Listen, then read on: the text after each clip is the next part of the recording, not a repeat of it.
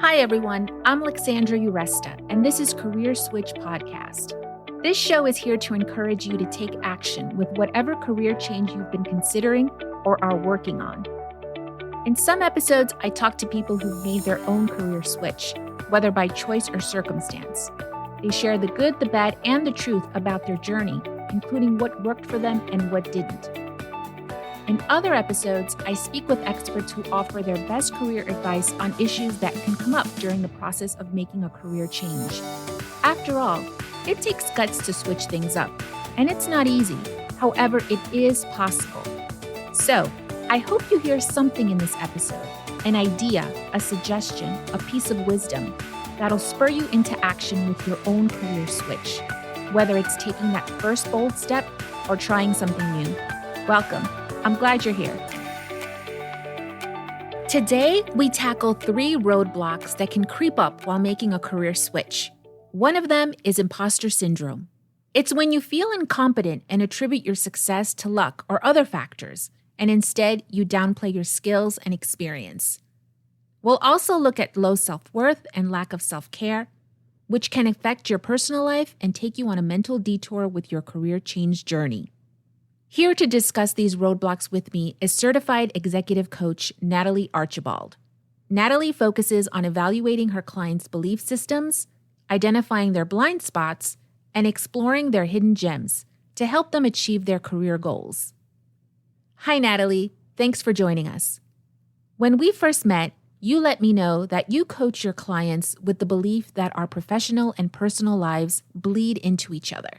Tell us about that. The idea that our personal lives and our professional lives are separate is something that we've always been told, right? Keep your personal life out of your professional and vice versa. But the reality is there's only one you. And this dynamic of dividing yourself into 2 people, depending if you're at work or at home, isn't in alignment. The idea is that who you are at your core is reflected at work and it's reflected at home. And the goals that you have for yourself, they're all intertwined in the life that you're living, whether you're going to work or you're coming back home to your family. With this in mind, your professional and personal lives can intertwine when making a career switch because it can take time to change industries or professions, which in turn can affect your personal life. What is a common roadblock that can come up while you're working on your career switch? Well, a lot of doubt comes up. The reality is often we're discouraged from making a career switch, right? So we're not given the information that we need to actually see it through. And sometimes people also suffer from imposter syndrome where they might think that they aren't capable of doing it, or low self-esteem. And again, all connected to doubt. That's a very, very big one that constantly comes up. In working with my clients, even, I can't say anyone is 100% confident in what they bring to the table, despite their level of success. What is imposter syndrome and what are some signs? Imposter syndrome is a sense of inadequacy despite your career and your life reflecting success. So the belief that whatever success that you're experiencing isn't real and isn't aligned to your skill set and isn't aligned with your hard work and achievement. It's kind of like, oh, you got promoted. Yeah, but that was just because they liked me or someone left and they needed someone. So not really attributing your success to your hard work and personal achievements. How does imposter syndrome act as a roadblock while making a career switch? It definitely impacts a person's mindset. Having imposter syndrome is synonymous with limiting yourself. So if you can't see yourself for who you are and what you have to offer, how can you make a plan to move forward? Imposter syndrome is extremely limiting and it limits people from growing personally and professionally. They also can't see what they're bringing to the table, so they can't necessarily put their best foot forward. They might have this vision, they might have this idea, but this sense of inadequacy holds them back from actually putting this plan into action. Does imposter syndrome affect more people than others, would you say? I definitely see it more with women and people of color. And this is a systemic problem, to be honest. We live in a society that has indoctrinated doubt and made people of color and women feel like they're less than or they have to work harder than the dominant culture. And so that permeates. That really is very deeply embedded in women and people of color. And even though they've achieved so much success, like you still hear even from Oprah, Michelle Obama, like the most successful women of color, showcasing this doubt or at least speaking about this experience of how even as they're climbing up the ladder, there's still hesitation. It's still hard to recognize that you're doing it and that what you're bringing to the table is valuable. It's something that people combat in trying to achieve their goals and even living day to day, knowing that they deserve the rewards of what they're doing. So, how should we think of imposter syndrome if it comes up? Because it's so entrenched in people and because it's part of a broader system, it could be challenging to overcome it. But I think once people realize it's them, not me, so it's like when you're breaking up with someone, it's like it's me, not you. Well, with imposter syndrome, you have to say it's them, not me, because it's this philosophy that women and people of color are less than. And I think we have enough resources now, there's enough dialogue going on right now that we can acknowledge that this is a false narrative. And so if it's false, then it's time for us to stop buying into it. That feeling of less than can come up with a career switch since you're trying to change industries or professions, and you may not have too much experience in that field. How can we tackle imposter syndrome in this case? I think people need to realize that they're valuable. I know it sounds very almost cliche, but it's the reality to understand your worth and really reflect on the experience that you've gathered. So I think that we don't reflect enough on our laurels. We don't appreciate how far we've come in our achievements. So I think it's important for someone to look at their career, recognize the wins that they've had, recognize what they bring to the table. I think that's why it's so important to kind of include that skills area in your resume so you understand what are your shiny baubles, what are the things that make you different, the things that you've learned that you can apply to a different career. Most jobs require similar soft skills, creative, strong leadership skills, like whether you're an accountant or a marketer. I've seen very creative Excel sheets and I've seen very creative PowerPoints. Whatever you're doing, you need to bring an innovative mindset. So those are things that people can highlight and hone in on as they're making their career switch. Let's circle back to low self esteem, which you mentioned earlier. So, it may take time to break into a new industry or profession, and it may get discouraging along the way. Perhaps it'll affect your self worth. What's your advice if we're feeling like this? A way to manage these feelings of unworthiness during the career switch is to recognize that these things take time and that right now, what you're going through is a moment in time. You haven't gone through this experience before, and you won't go through this experience afterward. So, just being present in that and understanding that the frustration that you're feeling now isn't something that's going to last forever, because making a career switch is hard. Like we can't sugarcoat things, right? Because if we do, we're not necessarily going to have the best approach to it. We're not going to have a realistic plan. And then that does lead to feelings of unworthiness or surprise when you don't acknowledge that what you're doing is hard, but in the long run, it's going to pay off and you're going to be a lot happier. There are ways to make the process better for yourself. In addition to kind of level setting with yourself about what you're doing and the energy that it takes, it's also important to recognize that you have one life to enjoy and that the beauty of life is to create changes, go up, go down, go sideways, just take different paths. And there's actually a great quote that I saw recently. It said, "Your purpose is written in pen, but your path is written in pencil." So sometimes, even if we have the best laid out plan, there are some tweaks that we can make to get there. I recommend that when you start to feel really frustrated, think about if there's some sort of block or there's something that you haven't envisioned that could be stopping you from getting to where you want to get to. Is there an untapped resource? Is there another skill that you might need to develop?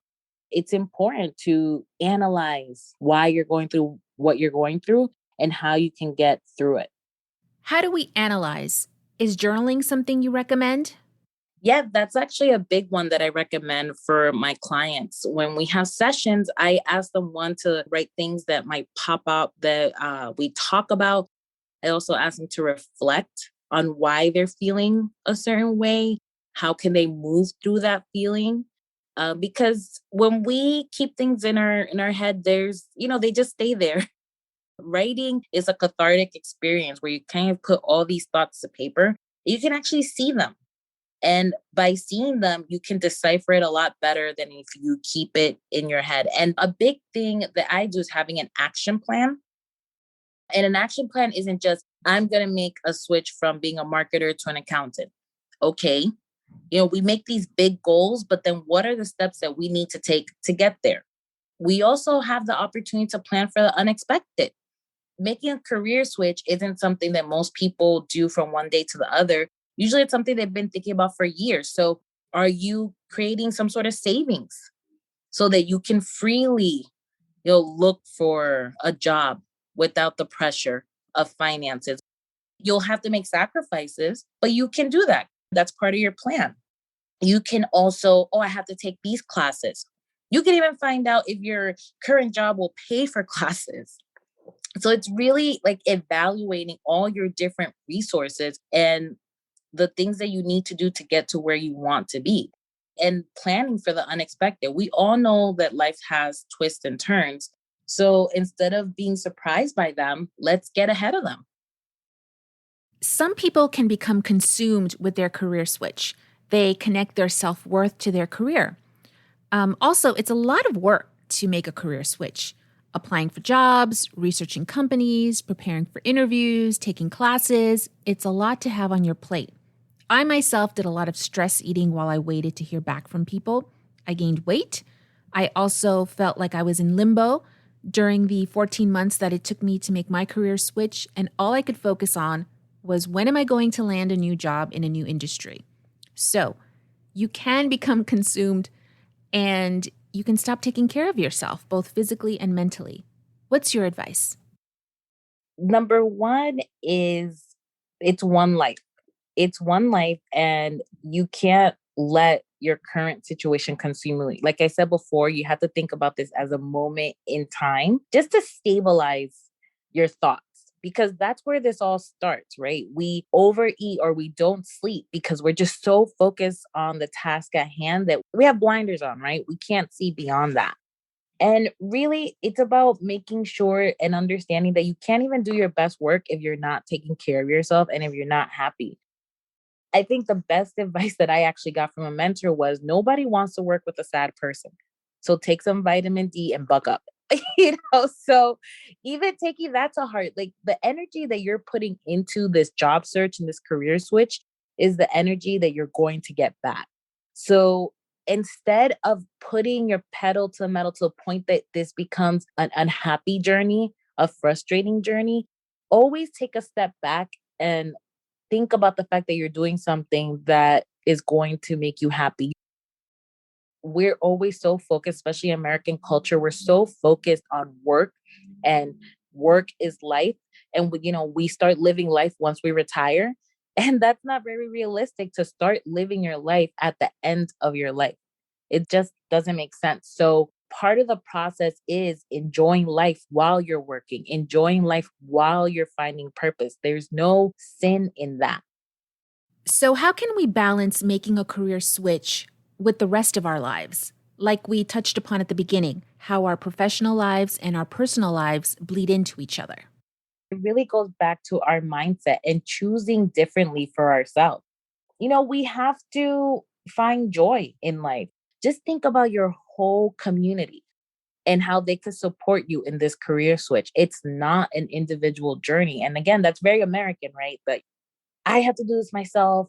I can't count on anyone. I'm going to figure it out. But no, there's your family, there's grants, there's financial saving programs, there's mentors, there's sponsors, there's friends. There's a whole ecosystem there to support you in creating that alignment and happiness.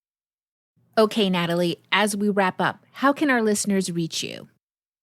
You can reach me through my website, nataliearchibald.com, or on Instagram. I am Nicknats by Nat.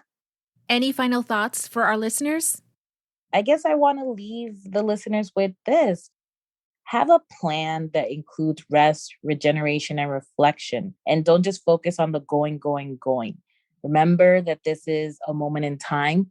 Life is made up of many moments. And every single one of these experiences are valuable and are preparing you to live a very fulfilling life. Thanks, Natalie. Thanks to Natalie Archibald for being our guest today. Check out the show notes for Natalie's website and Instagram, and for articles on imposter syndrome and self-care while making a career switch. You can find links to the resources mentioned in this episode and more helpful information in the show notes and on our website, careerswitchpod.com. While you're there, join our mailing list and follow us on Instagram and Twitter at careerswitchpod. So what's your career switch? Are you excited to take action after listening to this episode? Tell us at careerswitchpod.com. We'd love to know, along with any feedback you have about the show. We're a new podcast, so please rate, review, and share with your friends and colleagues. It'll help get the show out there. Thanks for listening today. Till next time.